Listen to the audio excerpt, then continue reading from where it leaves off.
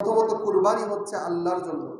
আপনি কুরবানি করবেন, কিন্তু এটা যদি মানুষকে দেখানোর জন্য হয় তাহলে এই কুরবানি কবুল হবে না। আমি এটা নিয়ে বিস্তারিত বর্ণনা করেছি। এরপর কুরবানির অর্থ কি? কুরবান মানে কি? আত্মত্যাগ। কার জন্য আত্মত্যাগ? গরুকে আত্মত্যাগ করা, গরুর ত্যাগ করা। আত্ম মানে কি? নিজের না। আত্ম মানে কি? নিজ। তাইলে আপনি যদি গরুকে জবাই করা মানে, গরুকে ত্যাগ করা মানে কুরবানি ভাবেন, তাইলে এটা কুরবানি নয়। কুরবানি নয়। তাহলে আত্মত্যাগ কি? কুরবানি করা মানে নিজেকে জবাই করা দাও। তো আপনি কি নিজেকে জবাই করেন? করেন না। তাহলে হুজুর আত্মত্যাগ কুরবানি কি? আপনি নিজেকে ওই পশু কুরবানির মাধ্যমে আল্লাহর সন্তুষ্টি এমন ভাবে হাসিল করবেন, আল্লাহ পশুকে কুরবানি করছি যে না, আমার মধ্যে যে পশুত্ব আছে সেইটাকে কুরবানি করে দিচ্ছি। সুবহানাল্লাহ। আমার মধ্যে পশুত্ব আছে। কি পশুত্ব? একটু আগে বললাম, আমি ছোট বাচ্চাকে আমার ঘরের মধ্যে সেফ রাখতে পারছি না, ধর্ষিত হচ্ছে আমার বোন, আমার মেয়ে, তাকে আমি সেফ রাখতে পারছি না। এটার একমাত্র কারণ আপনার পশুত্ব। আল্লাহর ভীতি আপনার মধ্যে নাই। আপনার আল্লাহর ভীতি যখন আসবে, গুনাহ করে ফেলেছেন আগে।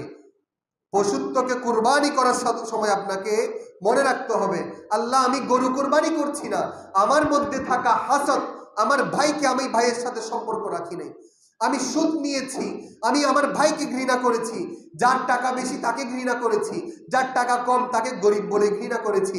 আল্লাহ আমি আজকে নিজের পশুত্বকে কুরবানি করছি। এই কুরবানি যখন করবেন, আল্লাহ বলবেন, বান্দা তুমি আমার রাজাইর জন্য পশুও কুরবানি করেছো, তোমার নিজের পশুত্বও কুরবানি করেছো, যাও তোমাকে এবং তোমার কুরবানিকে আমি আল্লাহ কবুল করে নিলাম। সুবহানাল্লাহ। এটাই কুরবানি। এটা মনে রাখবেন। কুরবানি করার হুকুম কি? ওয়াজিব, সামর্থ্যবানের উপর। সামর্থ্যবানকে মালিকে নেসাব। মালিকে নেসাব কি? যার কাছে নেসাব পরিমাণ সম্পদ আছে।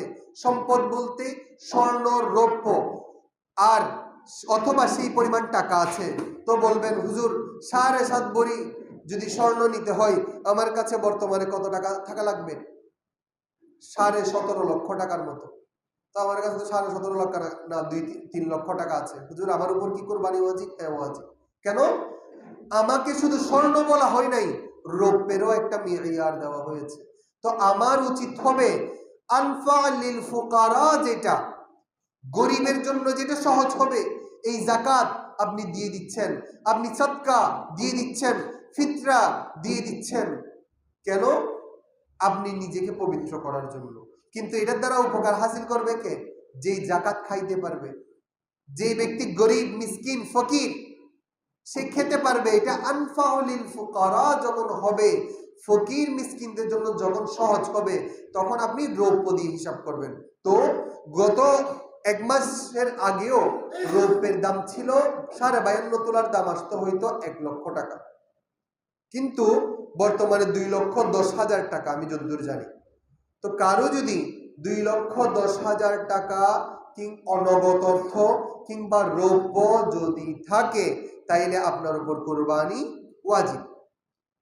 এখন আপনি কুরবানি করবেন, যদি আপনি কোনো সুদওয়ালার সাথে, ঘুষখোর খারাপ ব্যক্তির সাথে করেন, আপনাকে অবশ্যই খেয়াল রাখতে হবে আমি কার সাথে কুরবানি করছি। আমি আল্লাহর জন্য কুরবানি করছি, তো আল্লাহ যাকে পছন্দই করেন না তার সাথে যদি কুরবানি করি, আমার কুরবানি কবুল হবে? সোজা হিসাব। সুদখোর, ঘুষখোরের সাথে শরীক মিলিয়ে কুরবানি করা যাবে না। আপনি প্রয়োজনে একটা ছাগল জবাই করেন, এক শরীক যদি হয়, আপনি একটা ছাগল জবাই করেন, একটা ছোট গরু নেন, ছোট গরু বলতে 2 বছরের কম নয়, সেটা আসবে মাসালার মধ্যে।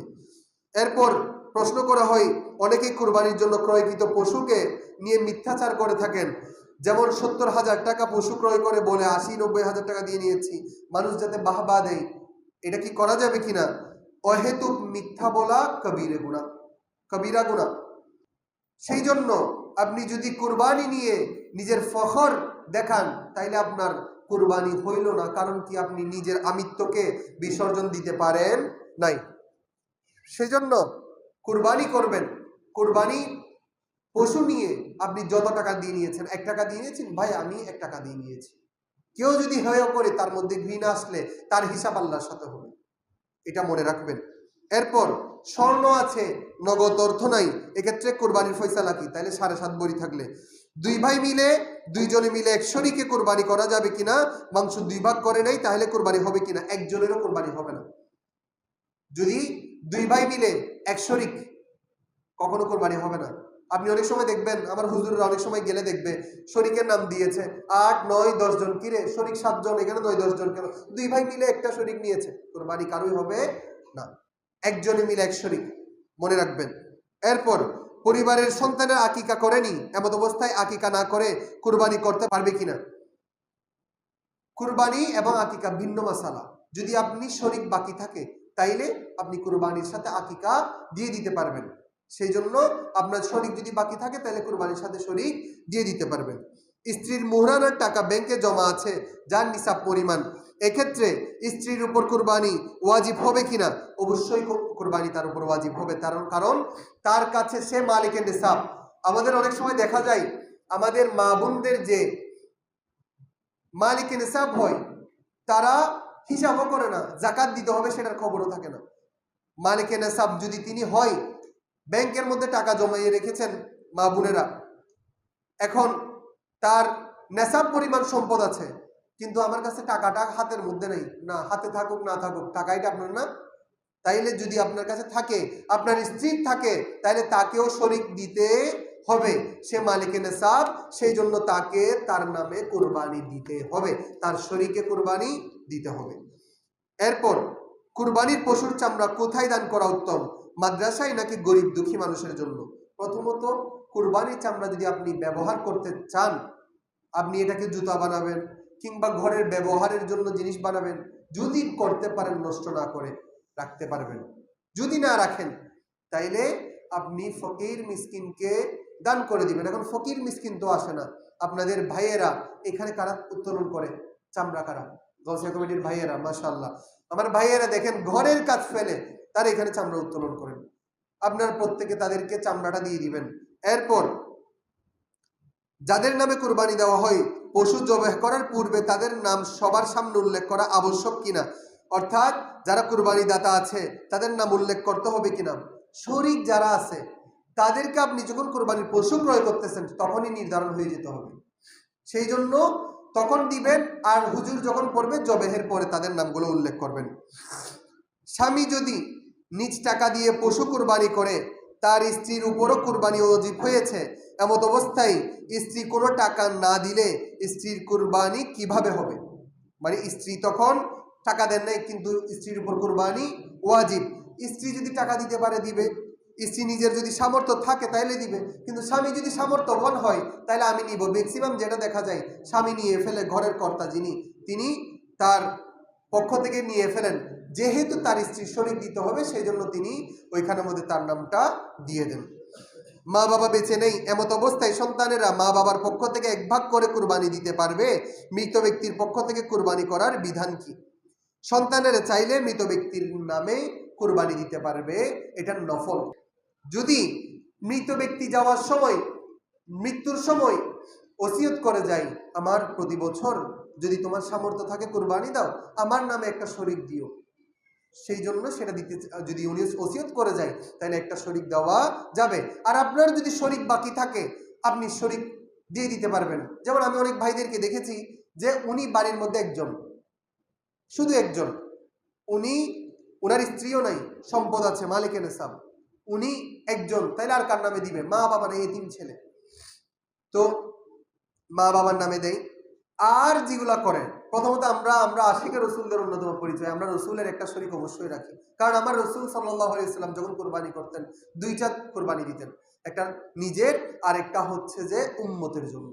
তো আমার নবীজি আমাদের ভুলে নাই, আমাদেরও কি দায়িত্ব না?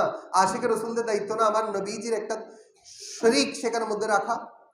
সেই জন্য যদি সুযোগ হয়, অবশ্যই একটা রসুল পাক সাল্লাল্লাহু আলাইহি ওয়াসাল্লাম, আমি বলবো অবশ্যই দিবেন রসুল পাকের একটা, আর তিনি গৌসে পাকের নামে একটা, যারা আউলিয়ায়ে কেরাম গত হয়েছেন, পীর মাশায়েখ গত হয়েছেন হক্কানি, তাদের নাম দিয়ে ইসাল করান, তিনি শরীক দেন, এটা উত্তম। যদি আপনার যদি শরীক বাকি থাকে, যারা আউলিয়ায়ে কেরাম আছে, খাজা কালুসা রহমতুল্লাহি আলাইহি আছে, তো যদি সুযোগ হয় আপনি সেভাবে একটা শরীক সেইখানের মধ্যে দিবেন।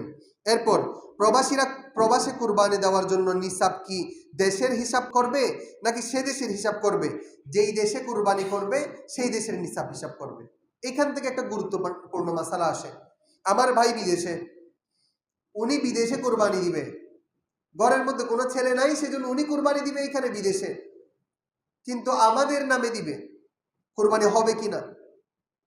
তিনি যখন কুরবানি করতেছেন তখন এখানে ঈদুল আজহা আসছে, আমাদের এখানে তখন ৯ তারিখ, ওদের এখানে কয় তারিখ?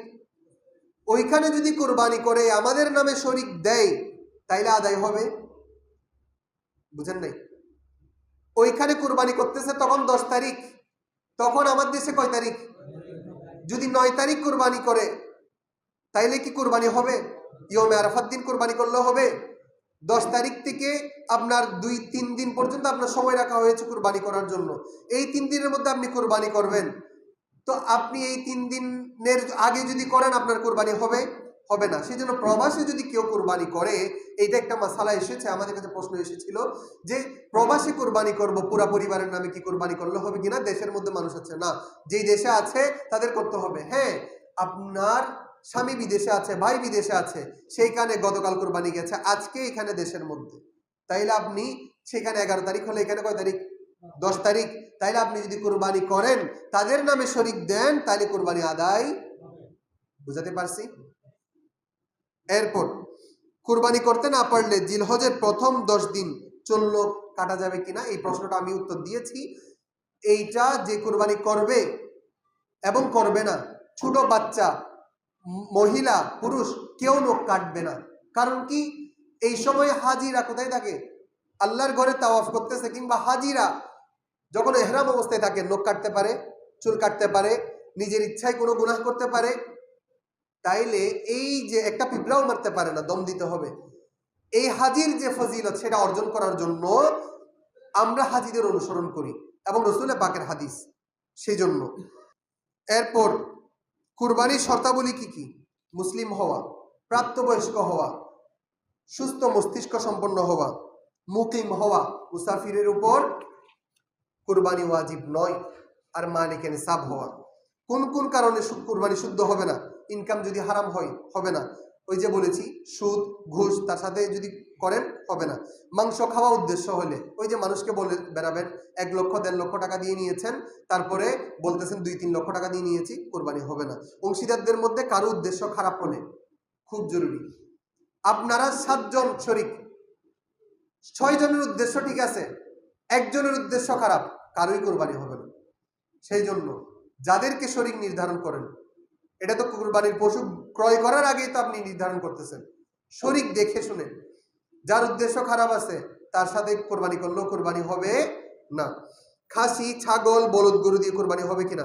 ফতোয়া আলমগিরি, হেদায়া এবং বিভিন্ন মাযহাবের যে ফতোয়া যেগুলো রয়েছে সেগুলোর মধ্যে কিতাবে খাসি, ছাগল, বলদ গরু এগুলো দিয়ে কুরবানি করা হবে তো বলা হয়েছে, আর উত্তম বলা হয়েছে, সেজন্য এগুলো দিয়ে কুরবানি করলে হয়ে যাবে।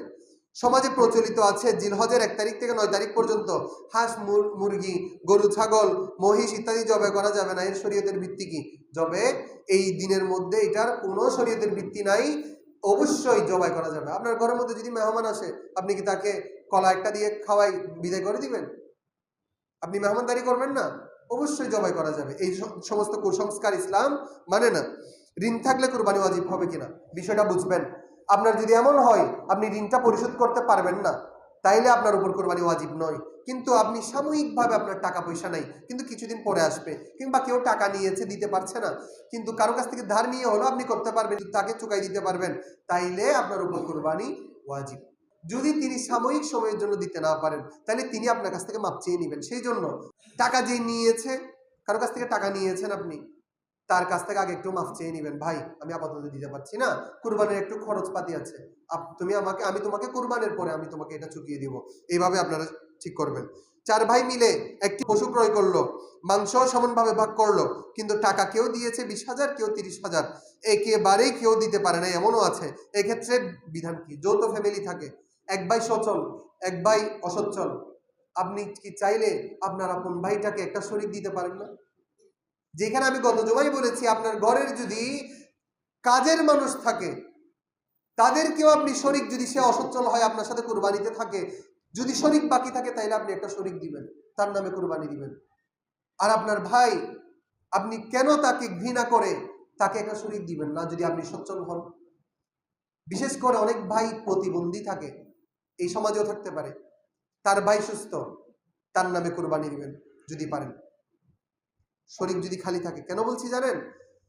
প্রতিবন্ধী ভাই থাকলে, অসচ্ছল ভাই থাকলে তার রিজিকটা আল্লাহ যেই সচল সুস্থ ভাই তার মাধ্যমে দান করেন। সুবহানাল্লাহ। এটা মনে রাখবেন। ইয়েতিম ছেলে, প্রতিবন্ধী ছেলে যেই ঘরে আছে, আপনি কখনো অসন্তুষ্ট হবেন না। সেই ঘরের রিজিক আল্লাহ আরো বাড়াই দেন, আল্লাহর রহমত বাড়াই দেন, একমাত্র কারণ ওই ঘরে প্রতিবন্ধী আছে। সুবহানাল্লাহ।